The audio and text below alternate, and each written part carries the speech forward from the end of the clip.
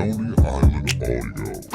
And now, it's time for the Bod Rap Pod with your hosts, Demone Carter, David Ma, and Nate LeBlanc.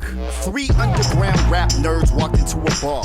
An argument ensued about who the GOATs are. The seed was a thought that would turn into a pod. Now fans worldwide say, not a bad job, the ad hoc cab squad who chronicles the vanguard of hip-hop at large. Rap taste slacked off, don't need to be mad, dog. Look no further, it's the Bod Rap Pod. Podcasting live from San Jose, California, it is the Bod Rap Pod. My name is Demone Carter. I am joined by Nate LeBlanc, and we're actually in the same room. In person. Yeah. Fun thing about recording on a holiday, it's 4th of July. Boo. Demone's neighbor was having a party, so that just ruined our entire lives. But here we are.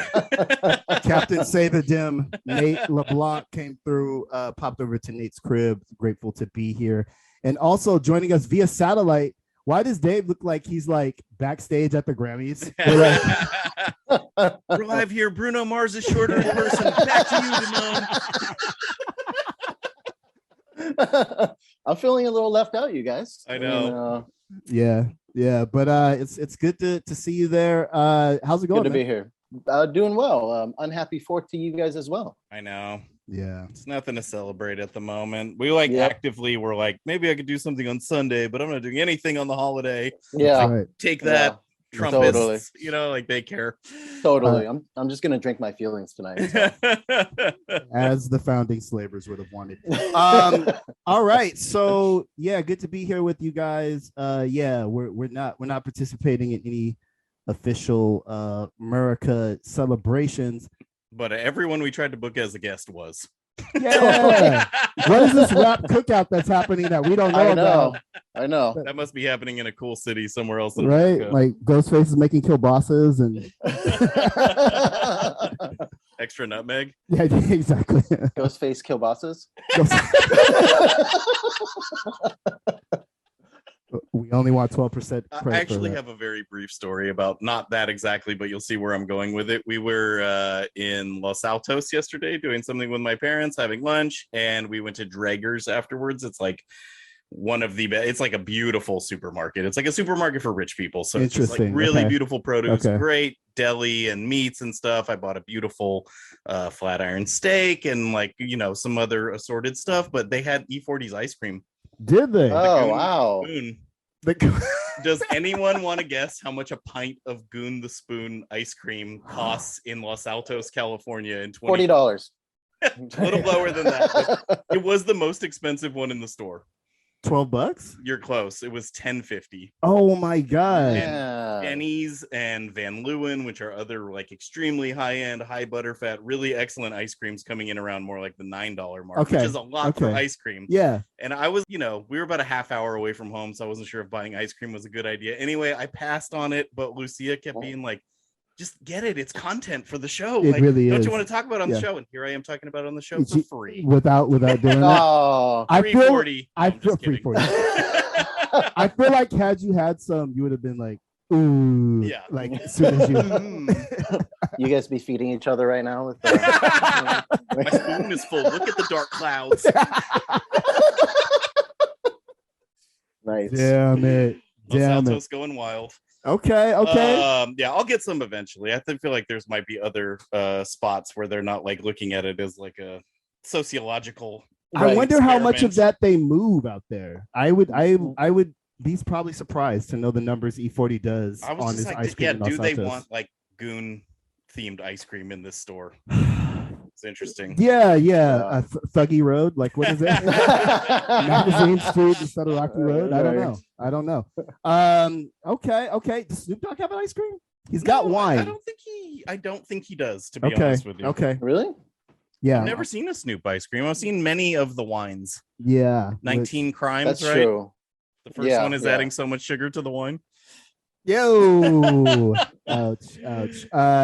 But yeah, when we're not eating rapper themed ice cream or potato chips, have you guys seen that? Like a lot of rappers have potato chips. Rap snacks. Rap snacks. Yeah, I Full-on did see thing. that. I did see that. What about Travis Scott makes you be like, I want to have McDonald's flavored chips. Yeah, I want to have tortilla flavored Travis Scott.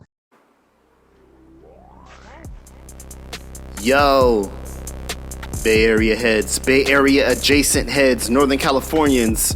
It's your boy Dem here. Just wanted to let y'all know about a gathering me and my folks are putting together on Saturday, July 16th. It's called Slapbox, a beatmaker's invitational and record swap. Slapbox is presented by the same folks who brought you the Eastside Record Swap. Imagine SJ, Needle to the Groove SJ, and Dad Bod Rap Pod. We are going to have live beat making sets from Weezmatic of the Bangers, Tico, Mint Beats, and Some OK. There will also be a special performance by up-and-coming rapper by the name of Jake Gatsby.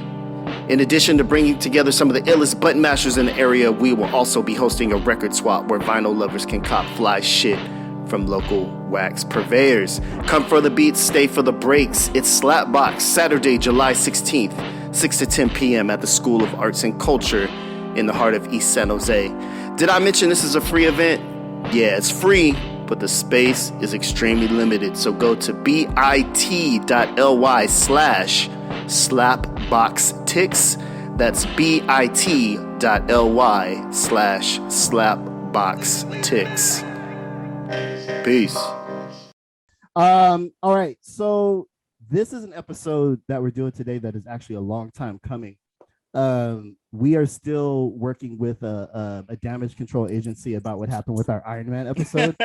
And so we've come back to try to commemorate, celebrate an album that is all near and dear to us. Yeah, we said we were going to do this once a year, then we did it once and everyone yelled at us, and I think we took 3 years off. Was that with Iron Man 3 years? I'm pretty sure that's the case, yes.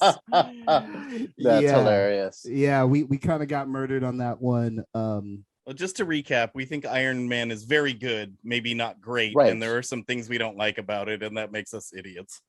Pretty much. Right, pretty much. right. Across spectrum. Blasphemous. And that episode in particular, I think, actually in a way was good for us because it got people going like, what is their problem? Right. Like, what is this Right, about? right. So in that spirit, we'd like to unpack another Ghostface release that is near and dear to all of us, and that is Supreme Clientele. On this episode, we've got an interview with Sasha Frere-Jones at the tail end of this, but we like this record more than Iron Man, right, Dave? Or I thought we were giving it 3 thumbs down. Galaxies away from Iron Man. I love it way more. Yeah, same. Nate, what's the distance that you put between Iron Man and Supreme Clientele? Oh, that's a good one. The distance between Park Hill and Stapleton Projects. Oh, no, I'm just kidding. I don't know where those are. It's one of the best rap albums ever made, maybe one of the best music albums ever made. Yeah. So it's totally kind of lurks up above everything else. It's just one of my favorite musical documents of all time. It's incredibly meaningful to me and a lot of other people, and I think it really sets the tone for the kind of creativity we like to see in rap music, and it's just so well done. Oh, absolutely, top to bottom. I concur with the bros. Just I wanted to get our mission statement out in front, so we are not misconstrued. I too love Supreme Clientele. I think it's interesting that it came along in 2000 as if to kick off a new millennium of rap, and we'll start by kind of unpacking how it hit us back then. What depresses me a little bit is that in 2000 I was still a grown person. I was hoping that I had like a teenage story here, but I really don't.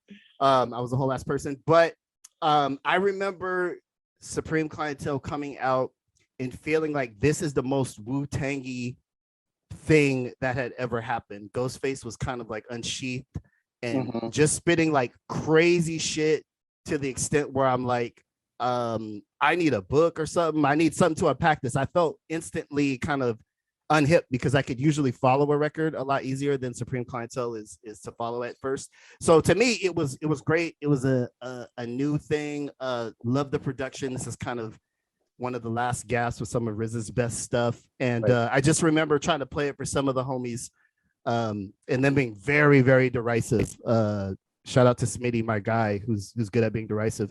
He was like, "This is some of that butterscotch ski boots." That was it. That was his synopsis. I was like, listen to Nutmeg, and he's like, "Oh, this is some of that old butterscotch ski boots." I don't understand what that means, but it's Right. so tight.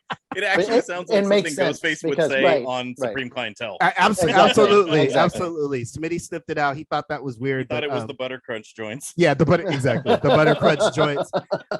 Nate, were you at the record store when this dropped? No, I Okay. wasn't, to be totally honest with you. I was in college at the time, and I was not like a show up on Tuesday when things were released kind of person at that point. I just didn't have the money. I wasn't tracking the industry in that way. Things just kind of floated to me when they floated to me, but I got hip to it relatively quickly. Yeah. And once I found it, I was pretty obsessed with it. Yeah, from the jump. Dave, how did it strike you upon first coming into contact with Supreme Clientele? I mean, it came out in 2000, and at that point, I was sort of, I was moving away from Wu-Tang a little bit. I mean, 2000, it was like Stankonia and Deltron and Binary Star, even like the Jurassic 5 LP and shit like that. So I was sort of moving away from Wu-Tang. I was like, they're a little played out personally at that point. And then I revisited, maybe a few years later, and obviously realized, how unique of an album it is. And like to Nate's point, like it transcends even Wu-Tang. I think it's just such an uncanny recording. It's the album is pure energy, really. Yeah, and it was interesting because unlike a lot of the Wu-Tang solo stuff, this really had like a club hit on it. I think this is one of the aspects of Supreme Clientele that gets a little bit lost in the contemporary discussion because people glommed on to so many other things. But Shay Shay La Ghost was a pretty big fucking song. I was still in the mobile DJ scene at that time. And the Slim Doodoo Makers stuffed inside the pajamas were going. But it was interesting because that song was huge on like urban radio and in the club scene. It had a video. Yeah, it was like a full-on single that Yeah. got worked and was successful. Yeah, and it was kind of I think a high watermark. I'm not looking at Ghost's charts right now, but I'm almost certain that's probably one of the bigger hits that he had. And so this was like a moment. It was kind of like, oh, Ghostface is emerging into the mainstream in this way, an area that previously only Meth had kind of touched of the Wu-Tang kind of solo stuff. And it just really seemed like he was about to take over the world, and he did, but in a different way. Yeah, he kind of became like the high water mark for a completely different kind of rapper than a mainstream rapper. You know what I mean? Like, right. I don't think this album was particularly well understood, and I don't think that song fits particularly well on it. It's totally let's make it. Yeah. We'll get to that a little bit more as we move on, but it's a cool song. It's actually a really uniquely, weirdly structured song. Yes. It's a really weird beat. Yeah. If you've heard the original record that it samples, they took an interesting part of it, and it's a weird song. Like it's hard to describe, but it doesn't have the chaotic energy of that makes especially the beginning of the rest of this record so great. Yeah, it's a totally different thing. Yeah, Totally. absolutely. But Dave, I'm gonna put this to you. Best appointment of You God on Shay Shay La Ghost. Is this the most? It might be. I mean, if we're not counting 36 Chambers, but it might be his finest hour. Besides that, yeah, but we're all still making fun of it like 20 years later, Totally. 22 years later. Totally. And we can get into this a little bit later, but like, I actually don't really like the guest features on this album. I think it's really Ghostface is the fucking star, and how he navigates like all the different scenery. And some of my favorite beats, just looking back, were RZA. So it's kind of cool. Yeah. It's kind of cool that to see in 2000 when, I was sort of discounting them already, just sick of the Bobby Digital shit and stuff like that. It was still excellent. Are you reevaluating Bobby Digital at all in this era? How was RZA so good slightly here? How was RZA so good here and so off on Bobby Digital? I don't think he's so off on Bobby Digital. I think he's doing a thing, and you either like that thing or you don't. I think I'm the one of the three of us who will take some Bobby Digital in my life. I didn't memorize it or anything, but like it's an interesting experiment. Yeah, I just think it left like a bad taste in Wu-Tang purists' mouth. Sure. Yeah. Sure. Yes. But I mean, almost maybe purposefully. Totally. And I think looking back at what he did with Bobby Digital, even though I don't like the music that much, I think it was a bold move and a very creative one.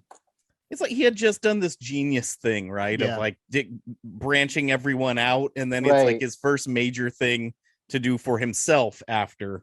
Totally. It kind of fell flat. But if you look, it's like he thought so much about the artwork, the theme, he created a whole suite of music that sounded different from all the stuff he had just given to everyone else. He really, really tried to do something different. He swung the bat really fucking hard. Totally. It didn't land for everyone, but like you know it, right? There's so many things that are forgettable. It's like it's not forgettable. It's once you've heard it, you're kind of like, damn, like RZA did his thing on that one. It was not a thing I preferred, but a thing. Yeah, I can see the cover. I can hear the synth. I can hear some of his weird word formations in his mouth. You know what I mean? Totally. And sorry to cut you off. When I interviewed him, I mean, a lot of those beats were the first time he like incorporated like him playing the keyboard and stuff, Yeah. And just him as an artist, I know we're talking about Ghost rather than RZA, but just him as an artist, I mean, what is he going to do? Like use more kung fu samples? Like that shit must be boring him to death. Right. You know? He appeared to have hit a wall and kind of wanted to move on to the next phase. And I think we talked about this on a relatively recent episode, maybe when we were talking about Tyler, like he got into the film scoring and that kind of turned out to be his thing where he got to be creative outside of the group. But I think he still wanted to make it as a solo rapper, like Prince Rakeem's Revenge. You know what I mean? Totally. Yeah. Hey, to be 1 for 3 on like character incarnations is fine when your one is the RZA, right? Totally. And maybe let's talk about that a little bit in the sense of the production on this record, not exclusively RZA, but there are some simply like brilliant moments. And it's this interesting slight updating of the Wu-Tang sound. Not terribly, like we talked about Wu-Tang Forever very recently. And I was kind of struck by RZA's beats on here don't necessarily sound like Wu-Tang Forever. He had kind of moved past it a little bit. What is your take on RZA's production on this? My take on it is it's RZA doing classic hip hop, like kind of like Park Jam inspired. You can hear the turntables, you can hear the needle crackle, you can hear at times them pulling the record back. Like it's they got very like elemental about like sample, beat, let's go, leave the mistakes in, and just like going for it. Kind of like, I don't know if their first takes, they sound like first or second takes. They sound like things are just like happening live, possibly some substances. It's just like, let's just go. And like that I think has something to do with why this has that crackling energy to it the whole time. It's not just the lyrics, right? Totally, 1,000,000%. I think RZA, I mean, one of my favorite beats from the album is, and song from the album is Child's Play. And that one, I mean, to your point, Nate, it's like crackly and it has like weird stuttering like samples that like are all jutting the whole time. It does sound like Wu-Tang, but it also kind of just sounds like some shit like straight off the sampler, and it's really nice. It's really nice. It does feel like one of those like one hot take albums, Yeah, absolutely. And it's a type of energy that cats have sought to recreate. I mean, basically for the last 20 plus years, right? Totally. And especially with Nutmeg as an opener. If I were to think about a song that like really personifies the best of what rap is in 2022, I think about Nutmeg. I think if you take Nutmeg out of, let's say we erased it from the annals of history, that may be one of the most important rap songs of the last 20 years. I can't get over it in terms of vibe and feel. Also not produced by RZA. Right. I was surprised. But really sounds like it is. It's obviously kind of from the school of. Yeah, totally. Sounds like it was made by some Wu disciple anyways. But I mean, like I said, I mean, the star of that is fucking Ghostface. I mean, verbal ballistics immediately. Yeah. He does something, and they're not drumless beats, but some of these things, Nate, to your point, in that kind of like Park Jam back and forth style are, I'm not going to say under it. There isn't as much emphasis on the drum, especially if you compare it to Wu-Tang Forever and even some of the earlier stuff. There isn't as much emphasis on the drum. A lot of times it's the flipping of this amazing sample over and over. And so I kind of feel like that opened a gateway for rappers. Like it really did. But I wanna focus a little bit on the lyrical content here. We recently did an episode where we talked about cryptic rap, and some folks, Right. when we asked a question on Twitter, what are your favorite songs that you don't really understand? A lot of folks pointed to stuff on Supreme Clientele, which I find interesting because I automatically go to like the Cool Keiths and like weirdos. But Nate, what is your take on, is Supreme Clientele a narrative that we just don't have the antenna to understand? Is it just verbal ballistics, as Dave said? Kind of what's your feel? I think that I kind of was thinking about this today. I like took a walk to the store and had it in my headphones for like the 9 millionth time, but wanted to make sure I gave it a pass before we talked. And I think Ghost is describing the hood, and they had already described the hood so many times he ran out of plain ways to say it. So he started talking about what it feels like rather than what it looks like or smells like, or the basic ways to describe things. He just like started, it feel like, like, I don't know if you've ever looked inside of a pot of popping popcorn. It's like there's like it's on the before the kernels pop and take those weird fractal shapes, they start to shake. They just the energy is this like inside of them, and it had to be let out. And I think that's what happened with Ghost. He famously wrote this on his friend's roof on one knee, parts of it, and then went to a completely different environment. I don't remember exactly where. And like, I'm going to do that annoying thing where I just say Africa when it's a huge country with all these different places. But he went to Africa. He got away from everything. He started seeing things differently. And I think he needed to relive some of this stuff, and normal descriptive imagery was not getting him where he needed to be. These just a theory. He's never said that. Yeah, at this point in his career, having already been a couple records in. Dave, I'm gonna read you a tweet from a friend of the program, John Morrison, when we asked a question about favorite songs that you like that you don't necessarily understand. People said Supreme Clientele. John took a little umbrage with this. I'm gonna have you respond to this, Dave. At John Morrison.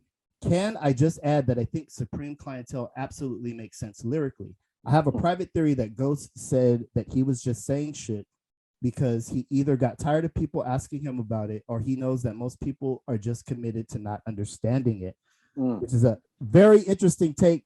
Dave, what say you? I think, I actually interviewed Ghost. It was for the cover of Wax Poetics. I forgot which issue, probably like 8 years ago or something. And he also was not a fan of Iron Man, and he considers Supreme Clientele just like us. He's not a fan of Iron Man, but he considers Supreme Clientele his first true solo endeavor. And I feel like, to Nate's point with the kernels crackling and ready to pop, I feel like he was just like, fuck it, I'm not doing anything for the label. I just went through a bunch of shit. And these are almost like his thoughts unfiltered, I feel like. We all know Ghost, when it comes to storytelling, is one of the most brilliant ones, right? And here it's like he's just like, fuck it. Besides the song Child's Play, which is probably the most linear writing on here, he's just going bonkers. And so to John's point, it's kind of hard to ever know like what's in an artist's mind, right? I mean, you can only sort of analyze what is before you. So I don't know if Ghost is like just making that up, that he sort of just made everything up, but it doesn't feel that way. It just feels like he's just being unfiltered. Demone, to you, a different question. Does it matter? Well, yes and no. I think it matters in the sense of the mystique around Ghostface is boldened by the idea that everything makes perfect sense, and it is you, the listener, who doesn't have the equipment to process it. Right. And if you feel like you are one of the listeners that really gets it, then you're kind of invested in wanting to feel like everything makes 100% sense. I do agree with you, Dave. I think these are thuggish streams of consciousness. Right. He's painting, he's throwing stuff at the wall at this incredible high rate. And as a rapper, I think one of his great innovations is the lack of transition. So he'll just be expressing one thought, and just jump to another thought, and like you're not feeling the need to weave them together. Or to right. be like, how do I get to this? Just fucking do it. He just goes right. I mean, one of Ghostface's best attributes is the ability to be uncanny. And so if you look at his catalog, even as a whole, this one sticks out like a sore thumb in the best way. Like even this is not like any of his other albums, and you can sort of compare some of the tracks from like Sour Soul to like Pretty Tony or something, or the Wizard, whatever, the Emerald Wizard album or whatever. I mean, like there's a lot of continuity between his stuff, but nothing in his catalog, even amongst each other, sounds like Supreme Clientele. Absolutely not. And I think it's one of those things where rap is a relentlessly copycat sport. And so, but with that being said, I feel like it took kind of years for rap to kind of catch up to this. I feel like the reverberations of the freedom granted by this being successful and revered have a huge influence on the kind of rap that we cover on the show and are into now. Yeah, for sure. Your Woods, your Elucid, your Milo, your Quelle Chris. If you take Doom and this and sprinkle in a couple of other different things, I think you get kind of the stew that we're all swimming in now, right? Absolutely. It's a language like bop, right? Like where this kind of high speed, I'm not gonna worry about transitions or connecting the ideas and thoughts. It's about the sounds and the vivid language that comes out of your mouth, and also about how you create a certain type of character. So when we look at Action Bronson or we look at Crime Apple, the way that they tell their self-narrative, even let's just set voice register and all that aside, the way that they set up a narrative, a lot of guys do this. I think a lot of the Griselda guys do too. The way you talk about yourself as the protagonist in this way really comes from Supreme Clientele. And to your point, Dave, I feel like he never really doubled back here. I feel like it was such a feat. And maybe he cannot.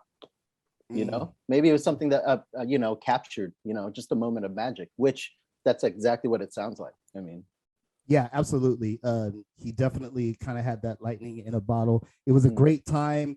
We all have to thank the creator that some of these RZA beats were not lost in floods and fires and the other plagues that plague things. I was on the Questions Making Illmatic podcast, taped that a couple days ago. Nice. And we were talking about Raekwon's immobility, which is a good kind of corollary for Supreme Clientele. The second generation solo albums. Yeah, the second generation of albums. Raekwon supposedly had a bunch of beats that RZA made that were lost in the flood, that he wasn't willing to wait for RZA to recreate. And I don't know, y'all correct me if I'm wrong, but I think Ghost waited.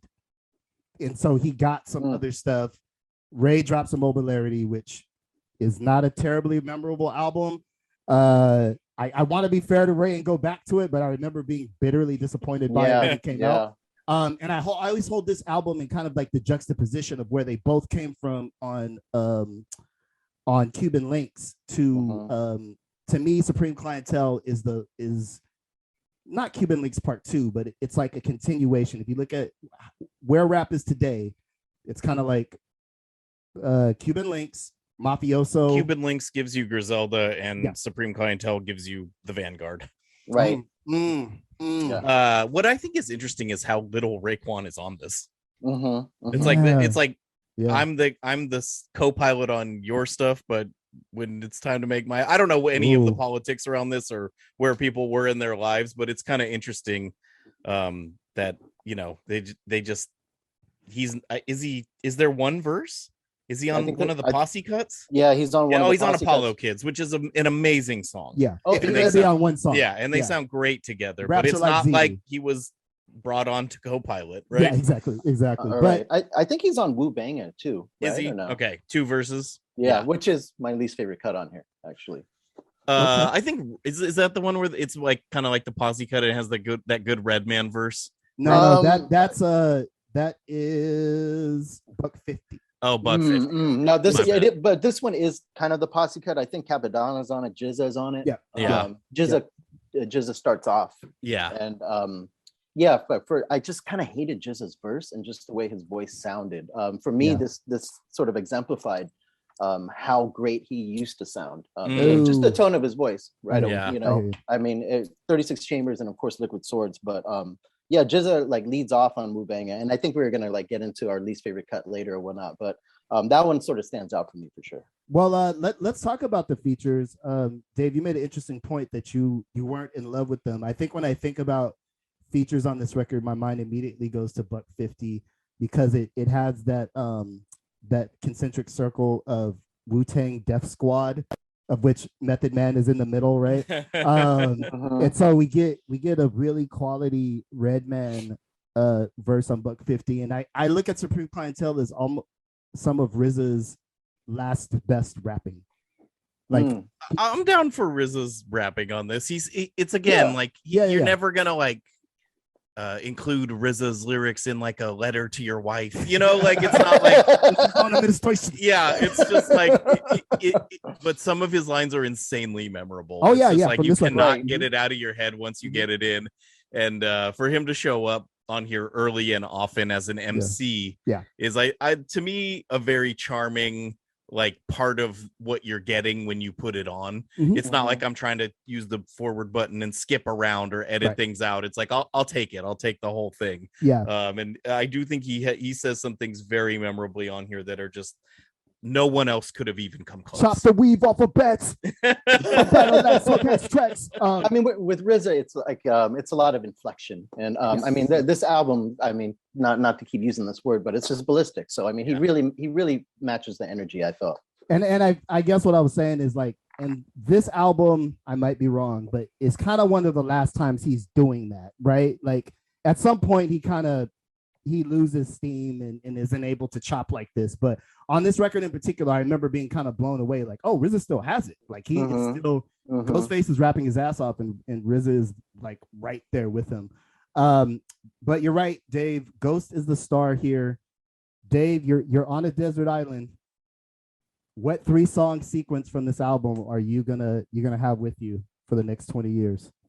Man, you know, I would love to say one of the later ones because of the track Child's Play, but I mean, the easiest one would be Nutmeg 1 and Saturday Night. I mean, it is the lead off of lead offs for albums almost. I mean, Nutmeg in it by itself is just like you're doing push-ups immediately, you know, like exactly. I would just say, like, how many answers are there for this? One.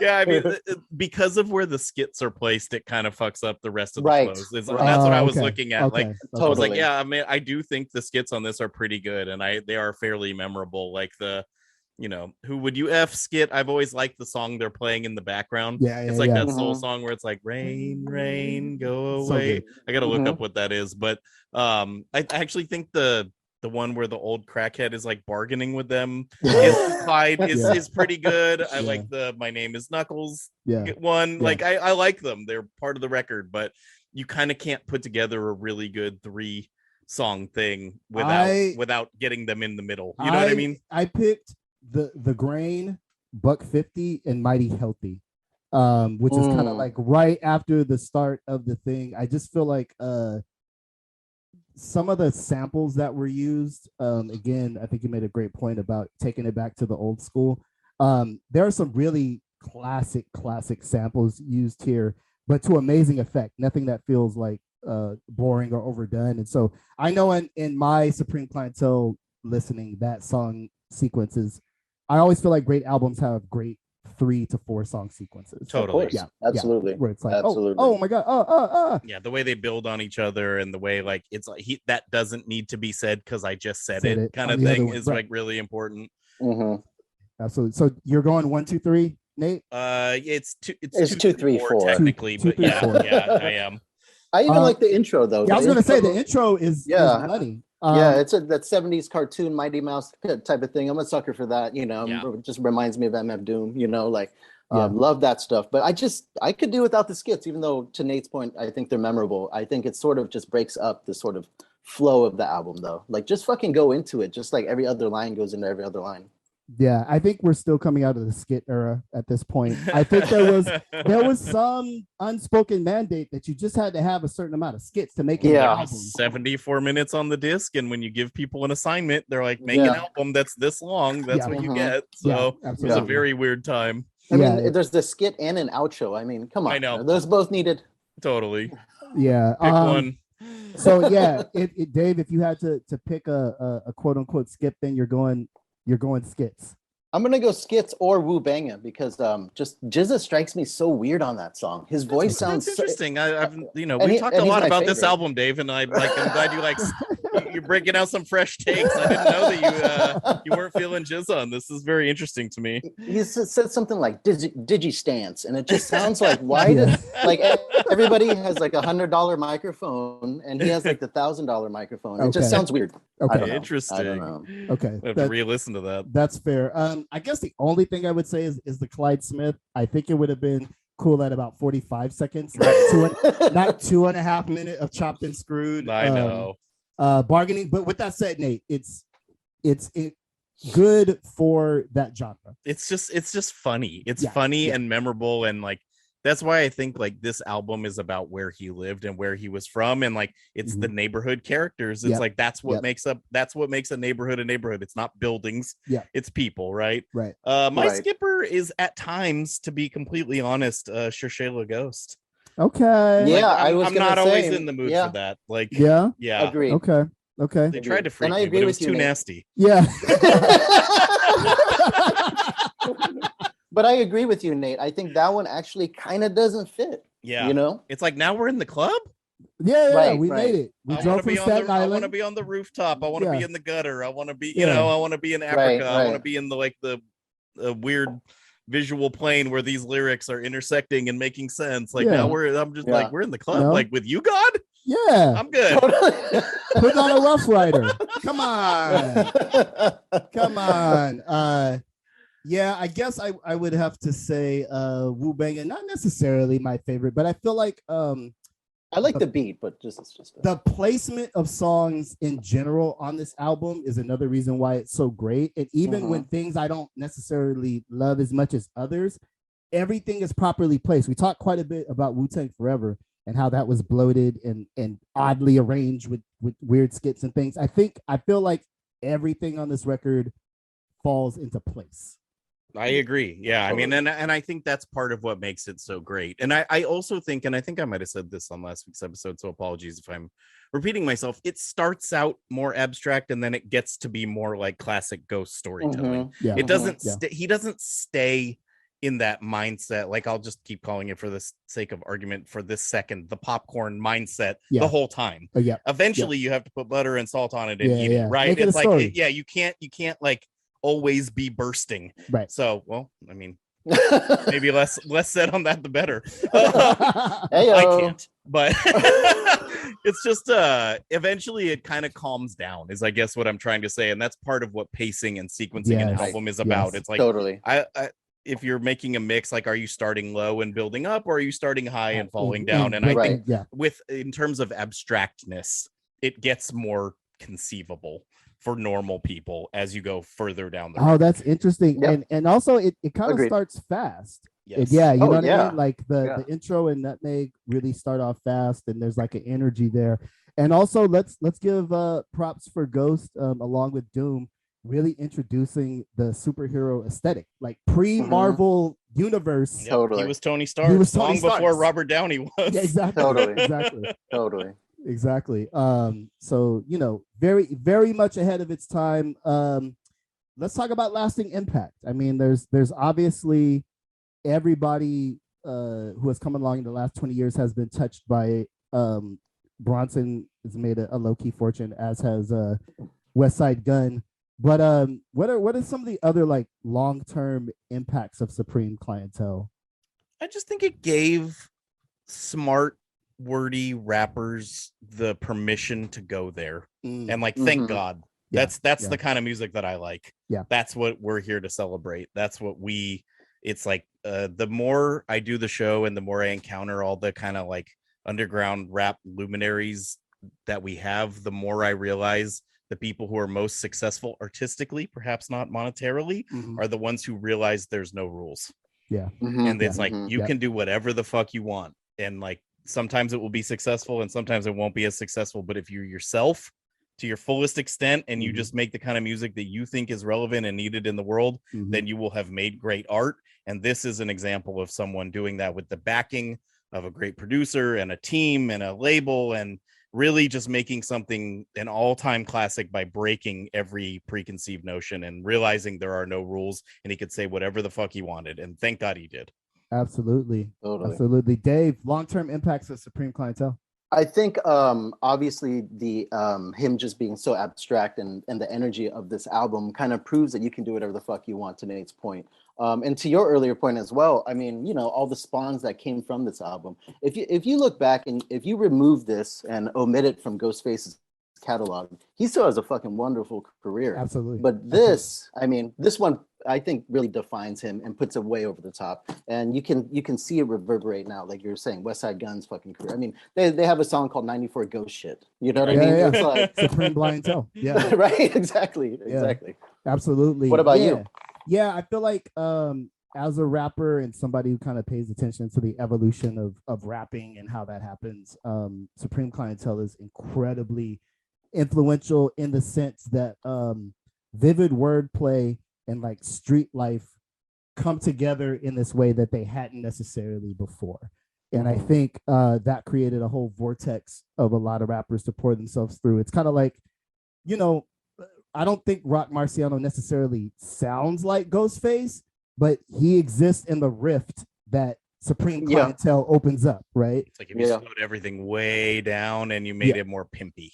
Yeah. Totally. Still with a very view askance on like the imagery. Yep. Totally. You don't just say things, you just give them a little flair. You describe them more theoretically sounds stupid, but I think you guys know what I mean. Like you get at the essence of the thing without saying like it's a car, it has 4 tires. You know what I mean? It's like it's a ride. Yeah.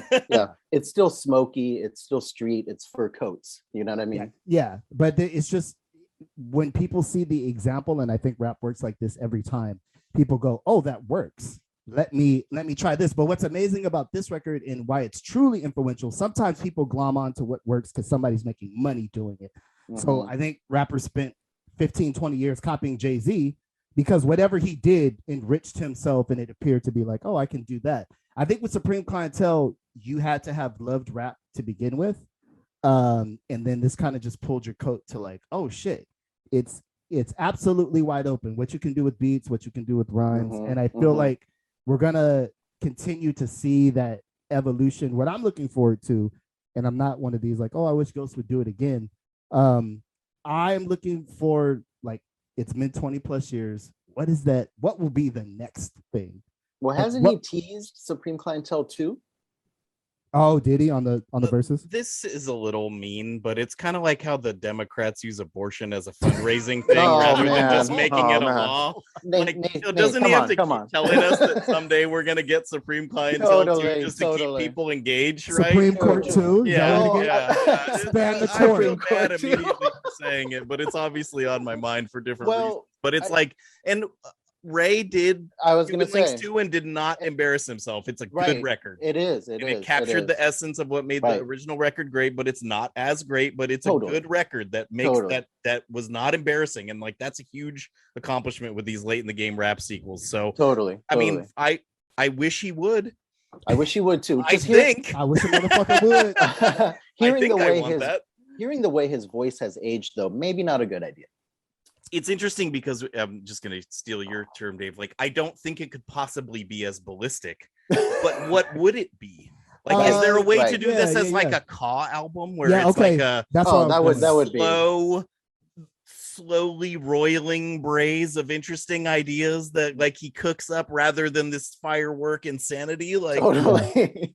I would be here for that. Yeah. Possibly, I think of it as as a ball player ages, a basketball player, you develop the outside shot. You know what I mean? Like everything isn't like 100 miles per hour. The older you get, you got to get that mid range. I think in Ghost Evolution, somewhere around Pretty Tony, he's like, oh, I got a mid range. You know what I mean? Like I'll you know, it's like Jadakiss. These kind of. He started mining his emotional palette a little bit more. Yeah. All That I Got Is You and the Hit You With the Strap and stuff like that. It's like Ghost has fucking intense emotional songs. Yeah, absolutely. Like, you know, a whole different gear. I did feel like Ghost, I mean, sort of did a return to form with the Fish Scale era too. Yeah. You know what I mean? So for sure. It's like if he already did that, like what's this gonna be like? Right. Yeah, it's really tough, I think, for older rappers who haven't been on a clip, you know what I mean, of like making stuff. The person who I would have the most faith in of the kind of Wu starting team would be like Meth. Meth has verses on somebody's stuff every year. Yeah, like even though he's like on Good Morning America and shit now. Like, totally. He still sounds great. Yeah, he still sounds like himself. His voice is still intact. So sharp. Yeah, well, that is another thing for another day. Can we get one great Meth album? But yeah, you know, it's an amazing album. It's a groundbreaking album. It's an album that we like a lot. Everyone, we love it. We love it. Unabashed love. More than excommunicating Dave for saying the guest verses are not good and just we'll do it for you. No, just kidding. Yeah, it's a work of art. I know we say that a lot, but I think that a lot about a lot of rap albums. That's why I make a podcast about it and devote my life to learning about it. You know, it's like this is one of the ones where it really matters. Like if it wasn't for this, we wouldn't be here. I like fully believe that. Yeah. I would have tapped out on rap a long time ago. So thank you to Ghostface for making a classic and everybody involved with that. And now we want to throw to our interview with Sasha Frere-Jones. Dave and I were not present for this one.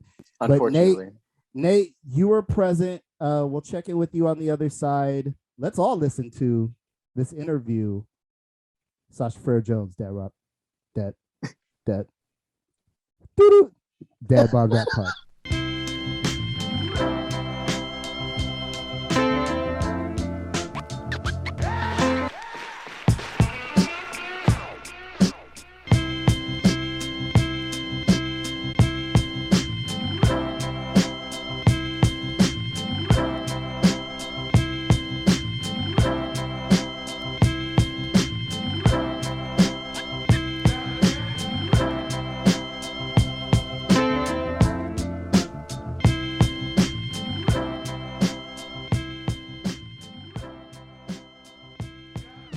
Dad Bod Rap Pod. Every week we talk to people moving and shaping and sometimes describing hip hop and music culture. This week is no different. We are here with Sasha Frere-Jones, an incredible writer and music critic and musician, and someone I really look up to and very pleased to speak to this week about Supreme Clientele, the incredible Ghostface Killah record. Sasha, how you doing? I'm well. Thank you so much, Nate. I'm glad to be here. All right. So you kind of rose up on our board of people we wanted to talk about this record in particular because you wrote a piece in the New Yorker called Ghost's World in 2006. And it was around the time of Fish Scale, which is, I kind of agree with your review, is a very, very good Ghostface record. But in some ways, it's no Supreme Clientele and nothing else is. So can you talk to us a little bit about your relationship with Supreme Clientele and like how it's kind of fit into your understanding of music?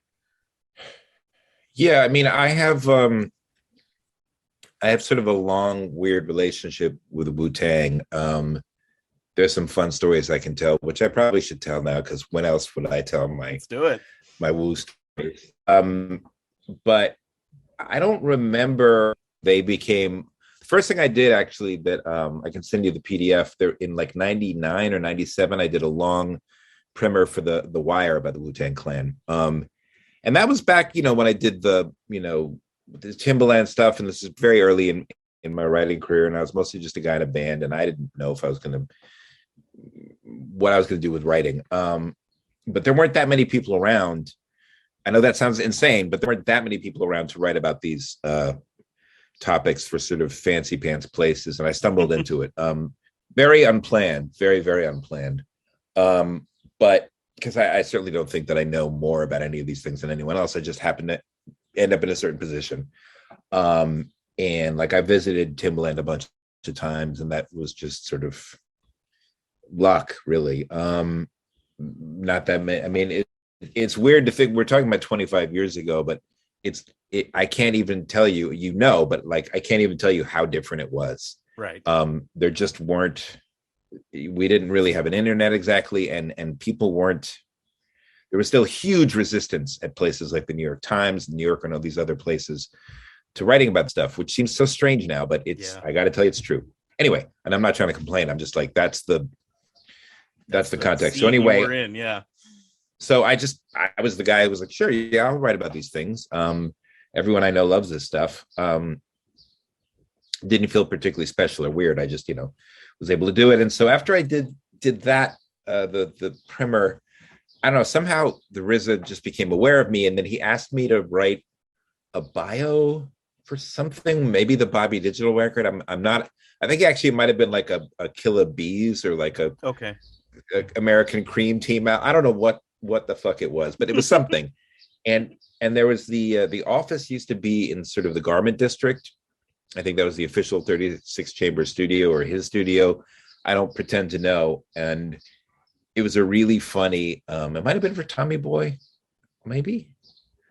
Wait, what label? No, Bobby he was Digital on, or something around that. That makes sense. Was that like V2? Was he on V2 for that record or something? That sounds right to me. I don't know. Yeah, I can look. Doesn't matter.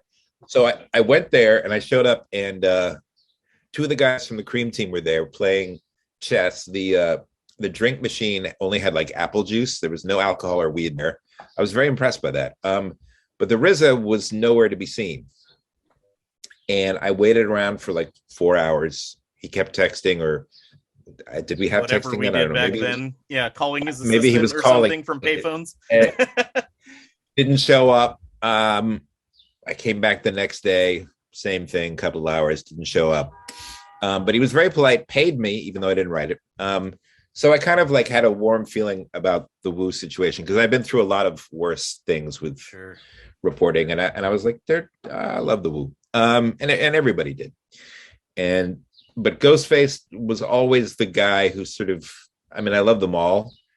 And some, I don't really rank things or pick favorites, but and I actively sort of avoid doing that for a whole bunch of other reasons that are not relevant to our here today. But I've actually been on a Method Man kick. I think, I mean, it's insane how many good MCs are in this group, and there can be nothing more obvious than praising the Wu-Tang Clan. But if you haven't honestly delved into any recent Killah Priest stuff, I can send you some albums you should really listen to. He's on an insane run right now, which is one of my favorites at the moment. Yeah, I reviewed one of them for Spin.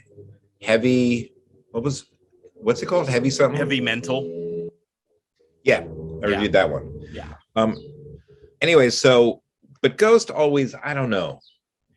I think it was Method Man and Ghostface that really sort of stuck in my mind, although, I go through phases. And anyway, Supreme Clientele, that was, I don't know.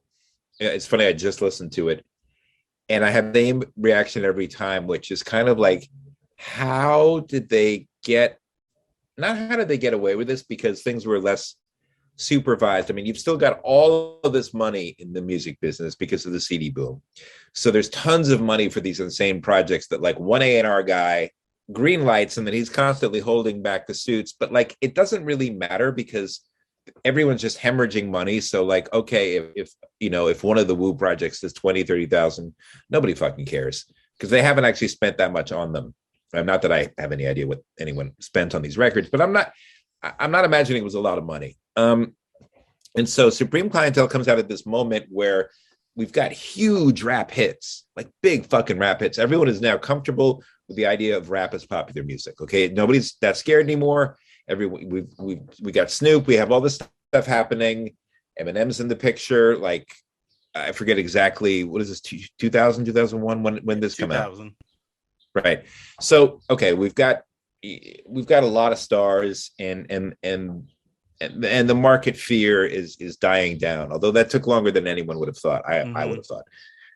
And so they come out of the gate like it starts with this, this sample of, I don't know what cartoon or movie that is, because I don't really know that much about Iron Man. That's not something I followed, but you got this old weird sample that used to be pretty common on records like this, but that kind of takes you off. And then you have Nutmeg, which is one of the greatest opening tracks of all time, because it says beyond any shadow of a doubt, if you were hoping to like get your buddies together and like have a party to this record, like I mean, maybe you will have a party, I guess, if you're at my house, but like, you're not going to have a certain kind of party, because it's like absolutely like a hookless, just like fucking 90 on Route 80. He's just like these sentence fragments, the vivid laser eye guy, just all of his shit piling up one after another, like incredible vocal performance, beautifully engineered too. And I don't mean like that it was fancily engineered. It's just like the voice is super loud. It's got that crunchy kind of RZA 8-bit thing in the middle, 16-bit, I don't even know. But it's very, very sort of both dirty and clean.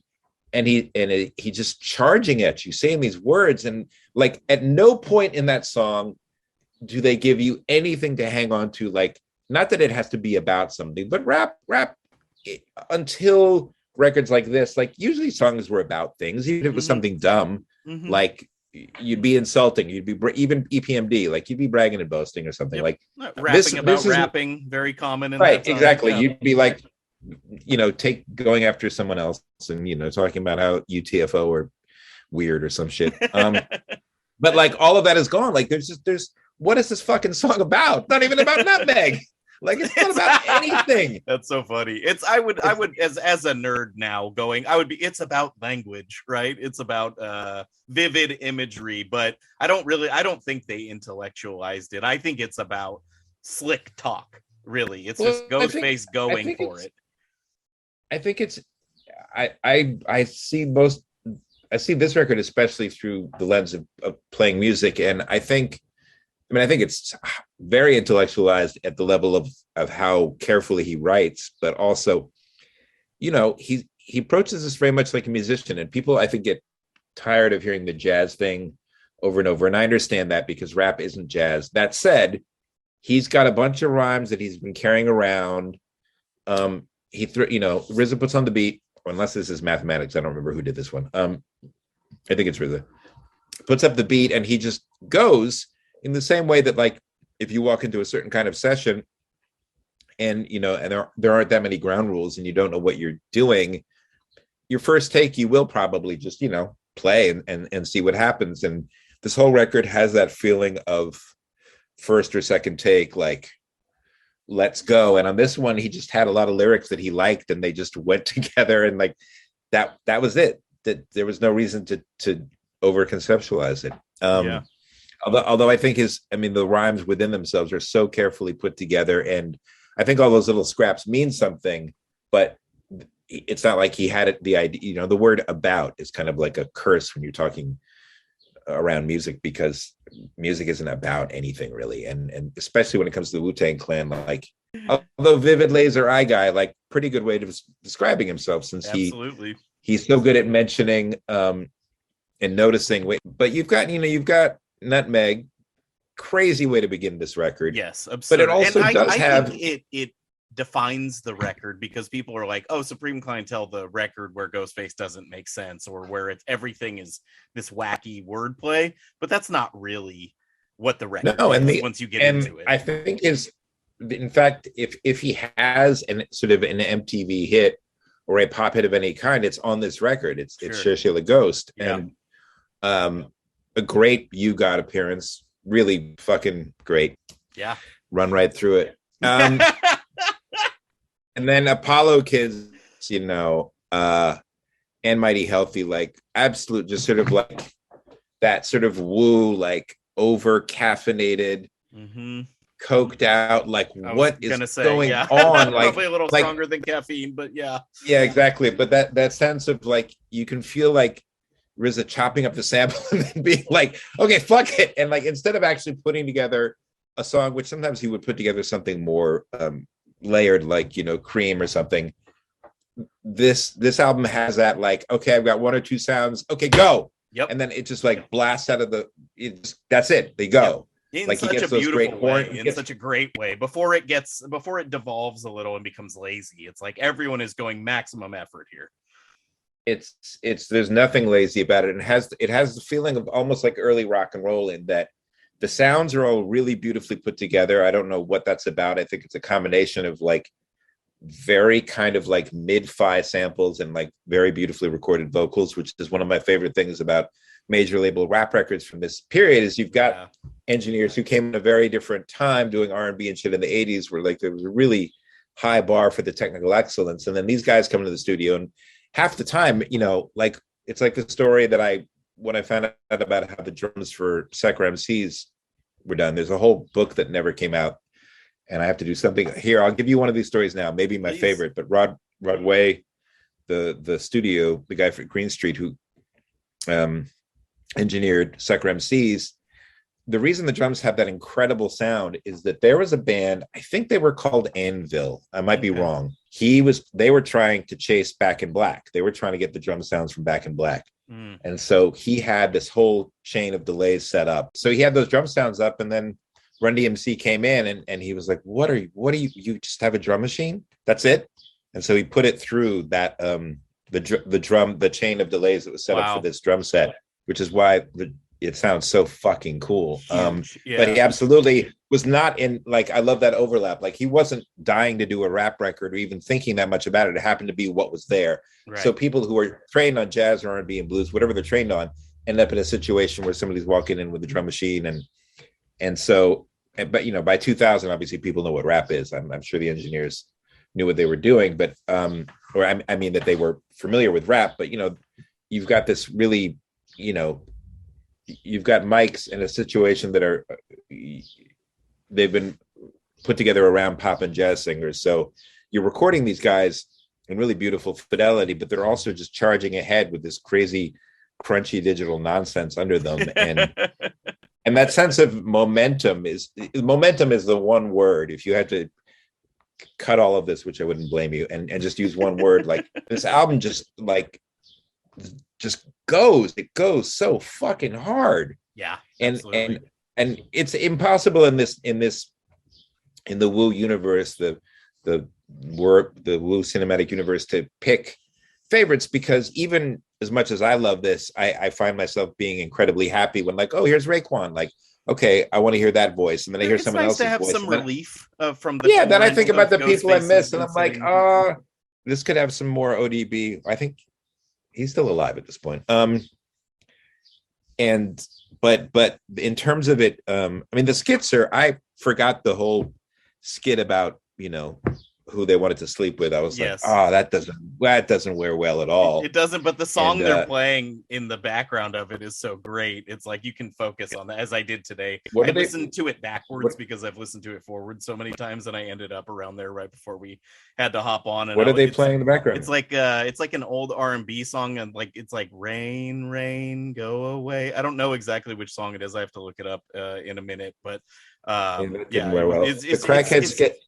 Yeah, it's very interesting that in the skits, so in the world of, like, you know, Stapleton, I would imagine Ghost had moved out of Stapleton by this time, but the album kind of takes place in Stapleton and Park Hill. They're always playing R&B. They're not playing rap behind them. When they're, he loves the Delphonics. Ghost is still on the corner. They make rap, but Ghost lives an R&B life. He's a 70s guy.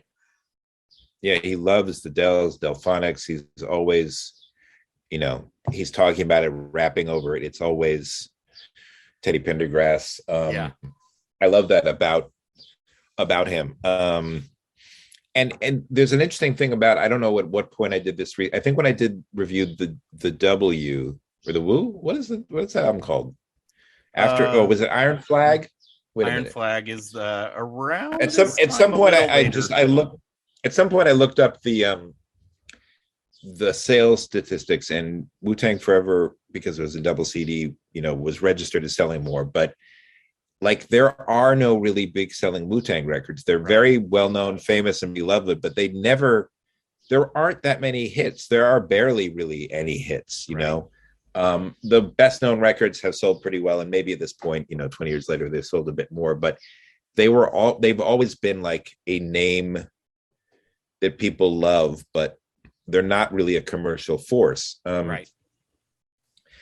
And yet they have t-shirts in Target, and many people wear Right. their iconography and are familiar with them if they're not familiar with the music. They're I'm sure that as a Wu Wear has brand, made. I hate to use that word, like they're probably bigger than ever, and they're much bigger than their sales profile would lead you to believe. But the sheer volume of them and the RZA's genius to place them on different labels and to spread them out in the way that he did kind of leads to this much bigger cultural footprint. It's like, what's that Red Man line? More seeds than ODB. Your weed has more seeds than ODB. Yeah, no, they were smart enough to have a cool logo. They had they have so many different things that make them appeal. Like, they're a very easy band to love without, you don't have to prove that you've listened to them. You can throw on a shirt and I don't know, you say a couple of words, and they are kind of like action figures that you can love from afar. And it's such a sprawling, it is actually kind of like a cinematic universe. But I experienced them like I remember being in rock and soul. I was old enough that I remember this very clearly, the day that Protect Your Neck came in. And it's strange that on the album, they kind of reproduce the very legitimate reaction that single got, which was, I used to stand there and, I'd wander in, and there were, especially at Rock and Soul, there was sort of like people would be standing around and singles would be played and people would weigh in. And that was just a single that people were like, what the fuck? Yeah, and like, I've never heard anything like this. I have to have this.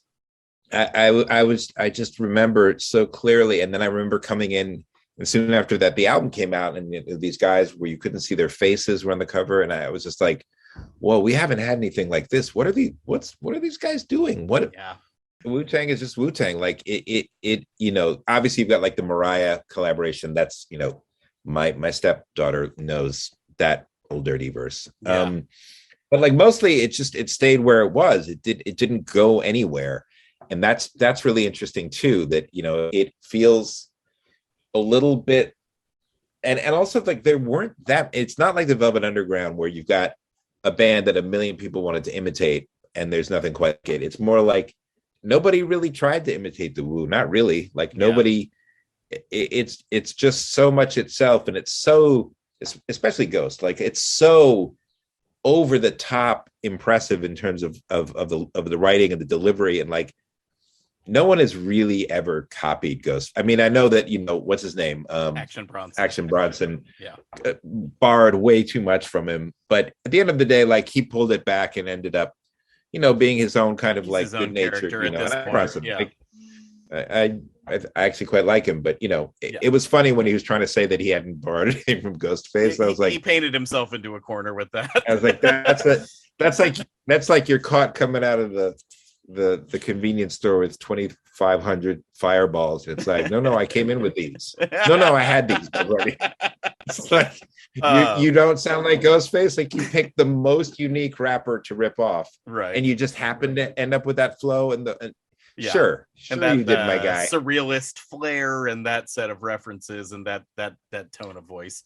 It's sort of like ripping off MF Doom again. Like if you were dumb enough to do that, on that one, I don't think anyone has. But like if you did that, you get caught red-handed like that, because there's the voice and the flow are 1,000% his alone. So totally. In your 2006 New Yorker piece on Fish Scale, your lead is built around you having a photo of Ghost from the Supreme Clientele kind of promo run. Oh yeah, him gripping what I always call a Frank Sinatra mic. I'm sure there's a real name for it. Can you talk, like, one, I'm really curious, just personally, do you still have that photo? And two, can you talk a little bit about the visual thing of Ghostface and this record? It seems to have resonated with you. Like what is it about this time and that campaign that kind of spoke to you?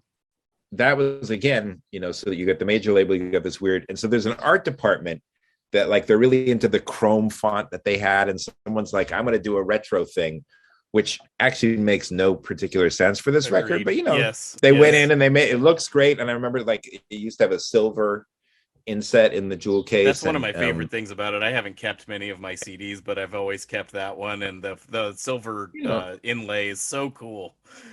Yeah, it's up there with the purple of the Raekwon. And Right. an interesting story about the piece is that so Richard, I'm pretty sure, no, it wasn't Richard Avedon, because Avedon was, I think, at that point dead, but it was another, was it Steve? It's a British photographer who I got along with. I got pretty involved in the artwork for most of the pieces, just because I was annoying and intrusive and I had ideas, and they you know, they liked the input.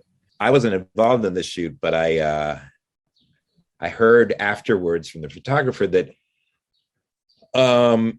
they were putting Ghost in these clothes that he wasn't 100% digging. Like he's wearing kind of a like a tweed thing and a hat that wasn't quite like him, and his, you know, whoever he brought was complaining, and he and kind of like disrupting the situation, which would be very woo. Be actually pretty low on the woo chaos scale. But there was some tension, and apparently he turned around and said, like, "Shut the fuck up! It's the New Yorker." And then that's amazing. It may be apocryphal, but I think it was Steve Pike, I think was the photographer, maybe. We'll have to look that up, but he told me that, and I like that. And I remember that the picture is sort of split between two negatives, so it's kind of like, looks like it's been pasted back together. It's a great picture, and I love that. I know you said you don't like to rank things, and I'm not gonna make you, but I am curious. Do you think that Supreme Clientele, like, is it unique among Wu-Tang things in your estimation? Is it unique among hip-hop albums at large? Is there something, does it have a je ne sais quoi to it? That is there something about it that makes it special to you?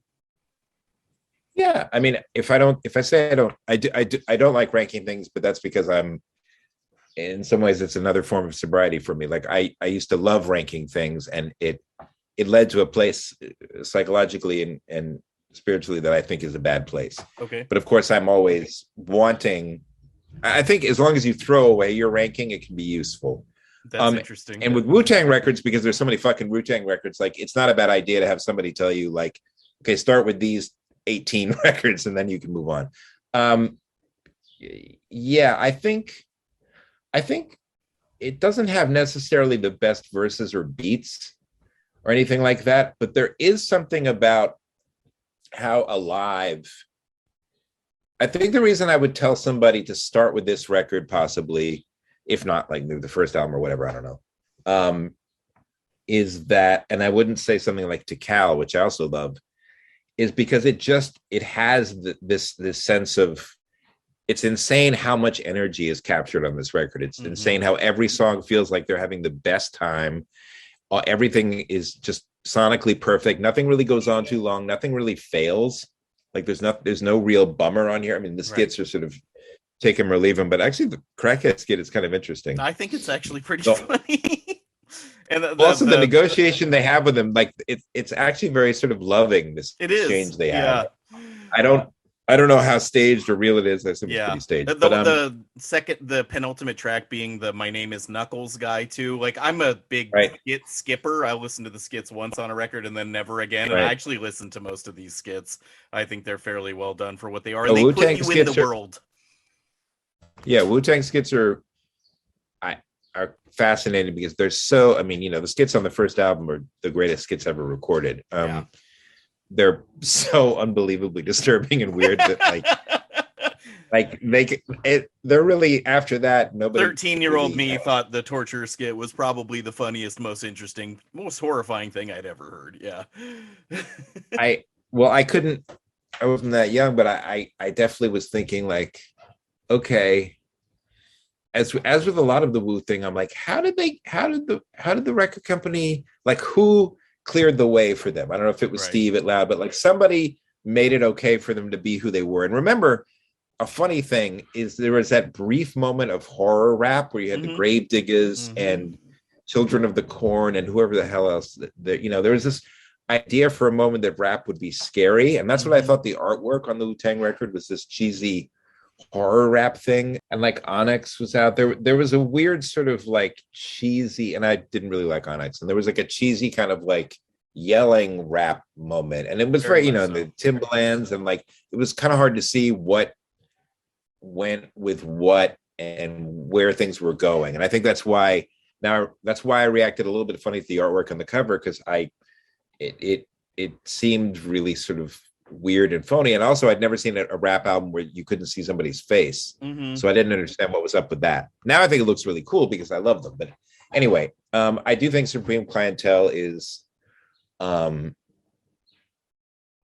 I think it feels, like there's nothing between them and the listener, that they're just like flat out, like just like charging right into your ear. It's mixed in a very kind of high mid-rangey way. It's very, I know I keep talking about the mixing and the engineering, but it's made in a way that everything really crackles and like nothing's very complicated.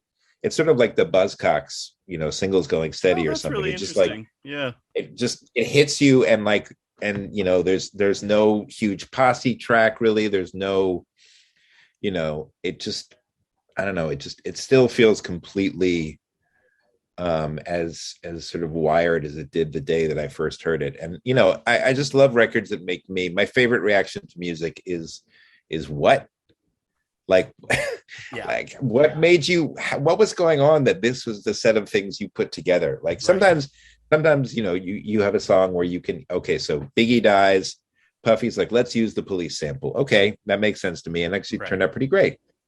I don't have to ask what. I get it. I get what happened there, and I understand what's going on. This record is not like that. This record is like, Ghostface famously says Biggie died, then they came out with Biggie fries. So it's just as absurd as that, and nonsensical, but kind of makes you think.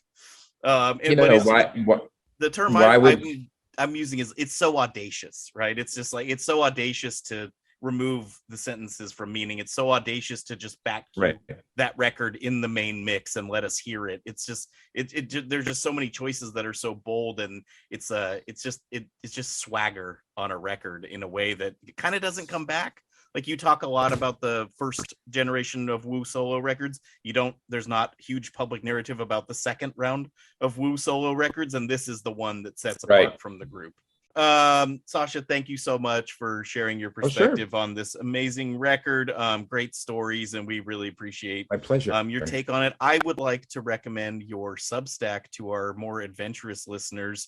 Can you tell us a little bit about what you're doing with that project, and kind of, I think of it as just kind of a recommendation engine for some fairly left field music, but if I'm mischaracterizing it, please tell me, what is it? No, that's a fine way to put it. I mean, actually, you're the first person to ask me what I think I'm doing with it, and it's actually exactly what I've been doing since 2003. And amazingly, that blog is still up at sfj.abstractdynamics.org.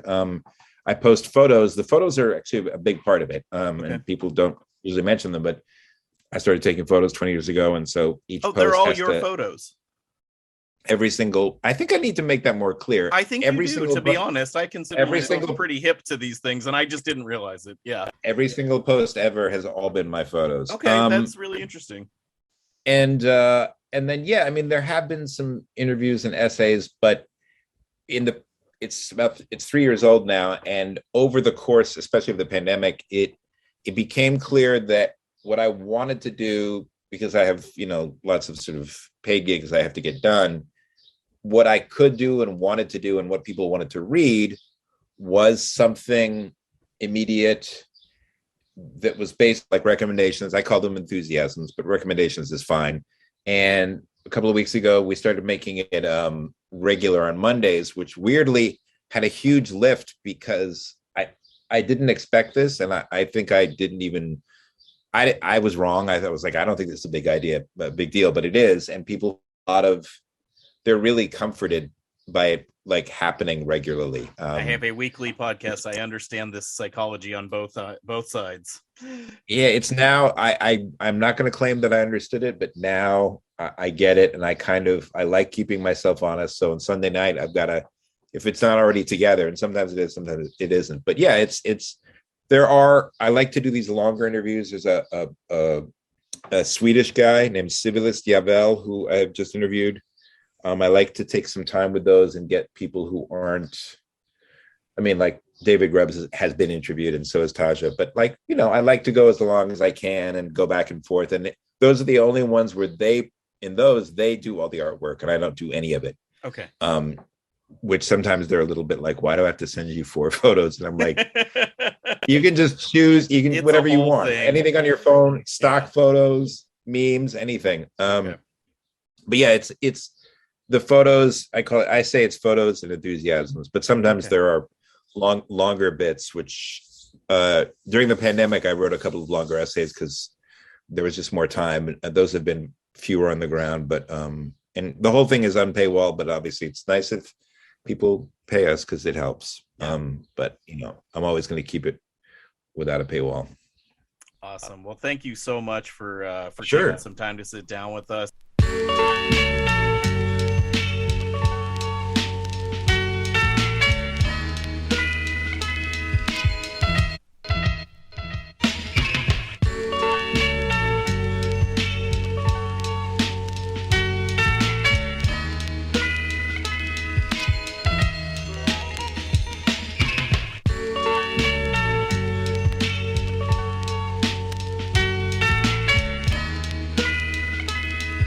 All right, that was our interview with Sasha Frere-Jones. Dave, why don't you break down for folks who may not be familiar with Sasha's work, who he is and why we wanted to have him for this episode? I mean, just on basic, simple terms, Nate and I have just been long time fans of his writing.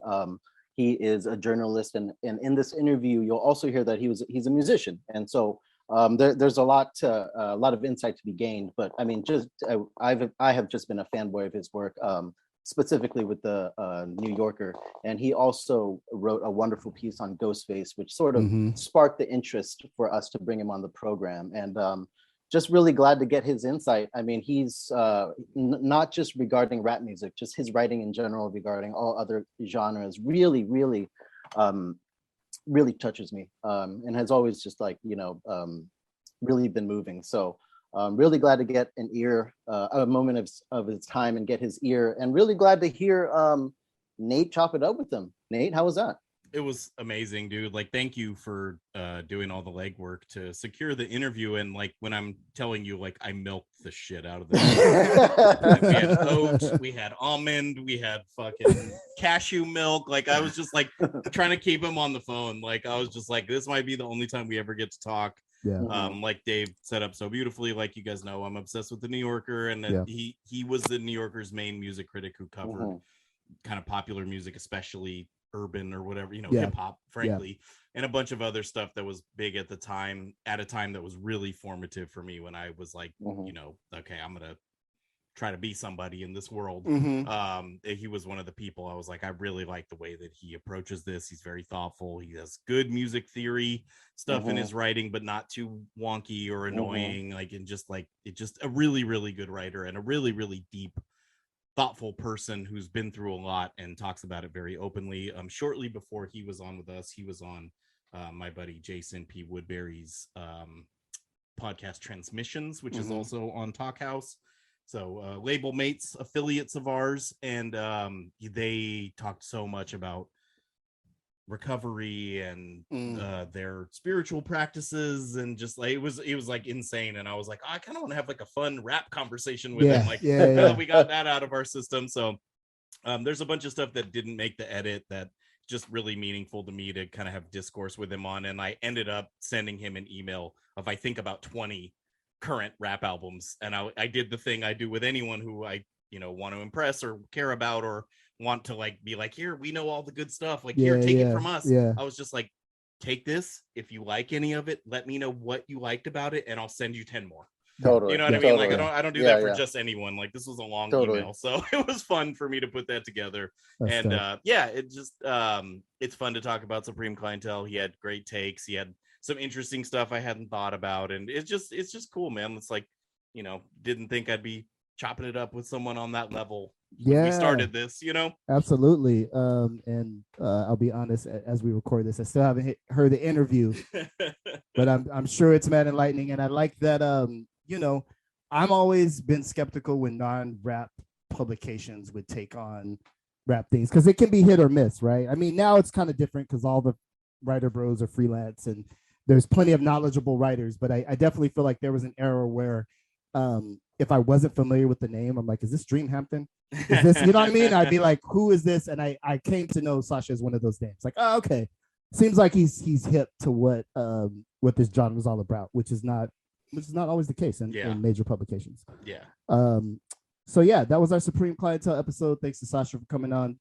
Thanks for Nate for holding it down. And you know where to connect with us. We're on Twitter at Bod Rap Pod. We're on IG at Bod Rap Pod. And you know what, Nate? You're going camping, but me and Dave are going to be lamping on Saturday, July 16th.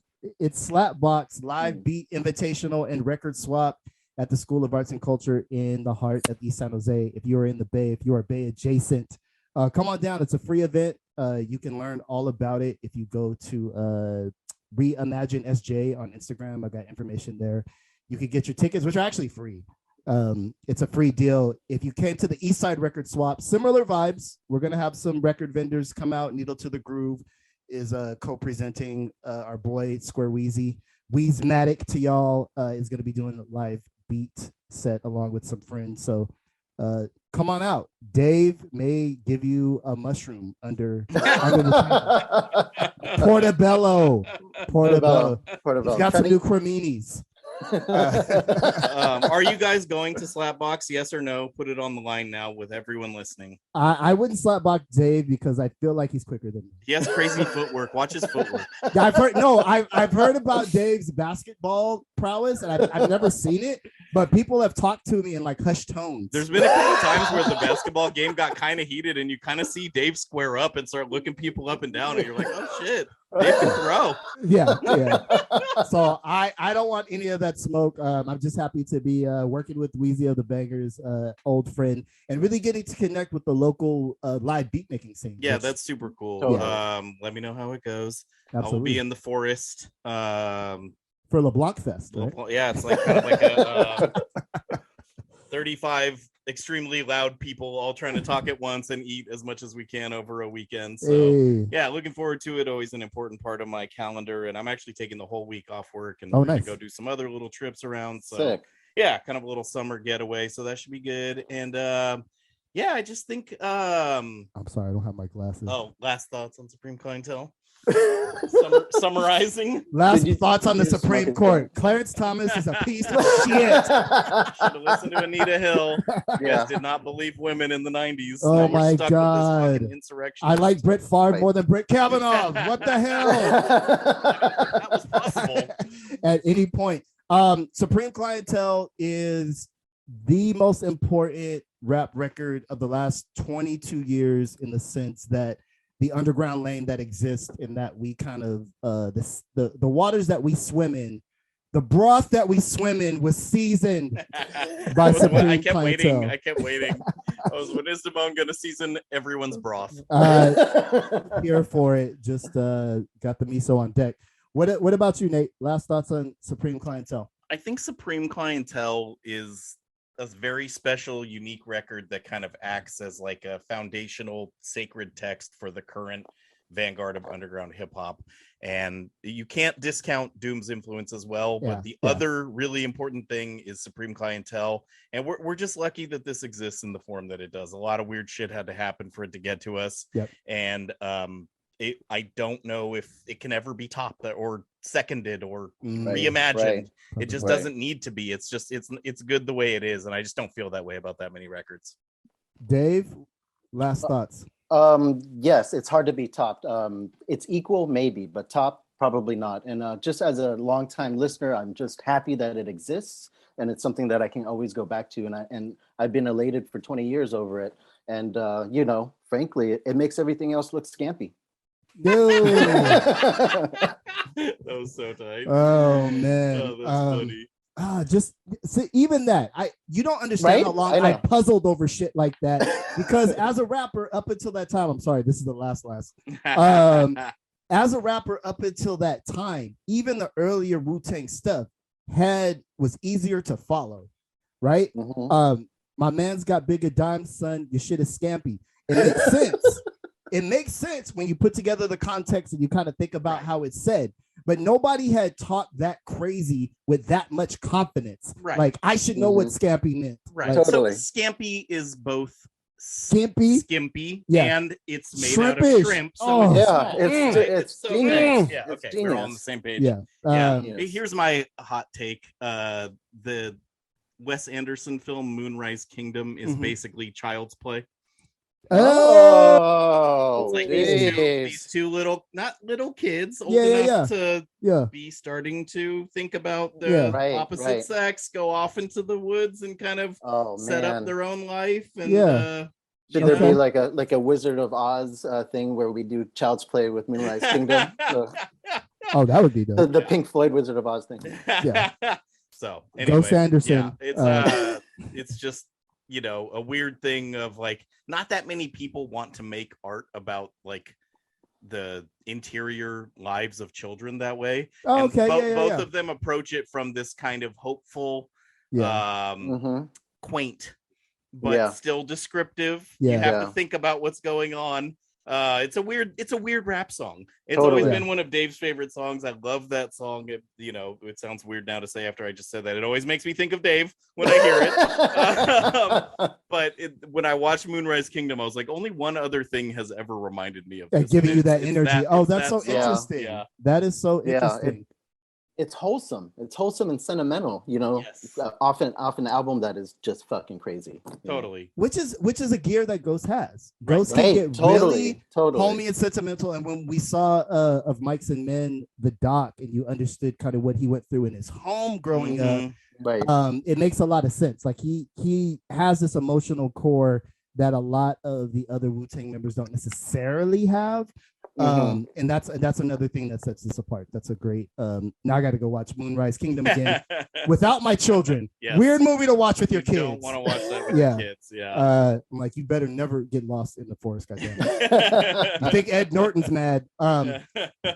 So anyway, we started on Supreme Clientele and got all the way to Moonrise Kingdom. But these are the dots that we connect here on the Dad Bod Rap Pod.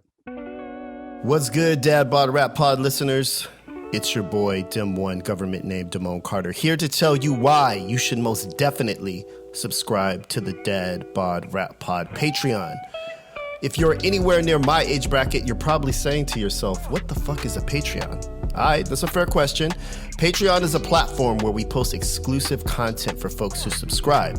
For example, a $5 a month subscription gets you access to Nate LeBlanc's fake radio show, Fly Sporadic, my weekly Spotify playlist series, Dem's Gems, Patreon-only album review segments, and so much more. Right now, there is over 90 hours of content on our Patreon just waiting for you to slide through. You can interact with us and other subscribers. It's like a cool-ass members-only club feel without the Twitter weirdos and goofy discourse. So do yourself and us a favor and subscribe to the Dad Bod Rap Pod Patreon. All this fly shit for just $5 a month. Exclusively yours. Go to patreon.com/dadbodrappod. That's patreon.com/dadbodrappod. Peace. Stony Island Audio.